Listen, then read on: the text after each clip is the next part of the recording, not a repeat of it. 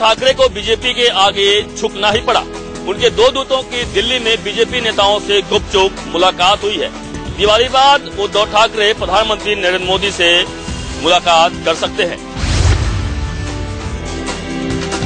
महाराष्ट्र में बीजेपी किसके साथ मिलकर सरकार बनाएगी और सीएम कौन होगा, इन दोनों मुद्दों पर सस्पेंस बना हुआ है।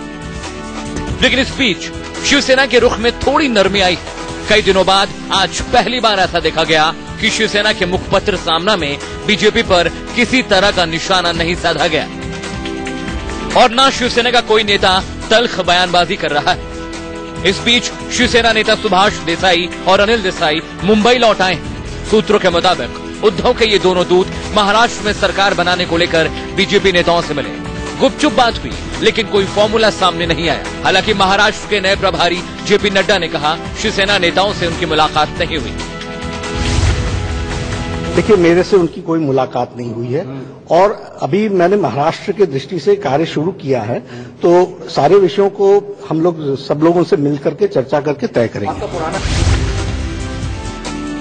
माना जा रहा है कि दिल्ली में शिवसेना के दोनों नेता मोदी और उद्धव के बीच मुलाकात के लिए जमीन तैयार करने आए थे और कयास इस बात के भी लगाए जा रहे हैं कि दिवाली बाद उद्धव ठाकरे पीएम मोदी से मुलाकात कर सकते हैं। महाराष्ट्र के प्रभारी रहे ओम माथुर ने साफ कहा बीजेपी चाहेगी कि शिवसेना की तरफ से प्रस्ताव आए। हालांकि बीजेपी ने सारे विकल्प खुले रखे हैं।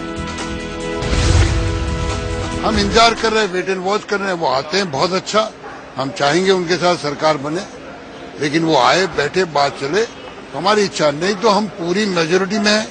आज भी हमारी आंकड़ा जो मैं वहां से रवाना हुआ जब 138 पहुंच चुके थे, सिर्फ 7-8 सीट का सवाल है, 1-2 दिन में वो भी पूरा हो जाएगा। इस बीच बीजेपी अध्यक्ष अमित शाह ने इंडिया न्यूज से बातचीत में कहा कि महाराष्ट्र में सरकार गठन का फैसला 26 अक्टूबर के बाद लिया जाएगा। अभी जश्न में डूबा हुआ है महाराष्ट्र। जल्द ही दिवाली के बाद मुख्यमंत्री का नाम सामने आ जाएगा। हमारी पार्टी विचार विमर्श करती है, सबसे विचार विमर्श करके ही निर्णय करती है। महाराष्ट्र में सीएम पद की रेस में देवेंद्र फडणवीस को प्रमुख दावेदार माना जा रहा है, लेकिन इस बीच नितिन गडकरी का नाम भी जोर शोर से उठने लगा है। महाराष्ट्र बीजेपी के पूर्व अध्यक्ष सुधीर मुनगंटीवार ने महाराष्ट्र के सीएम के रूप में पूर्व बीजेपी अध्यक्ष नितिन गडकरी का नाम आगे बढ़ाया है। बीजेपी फिलहाल बहुमत जुटाने के लिए एक साथ कई फार्मूलों पर काम कर रही है। निर्दलियों से भी बातचीत जारी है। कैमरामैन कल्पेश के साथ अभिषेक शर्मा, इंडिया न्यूज।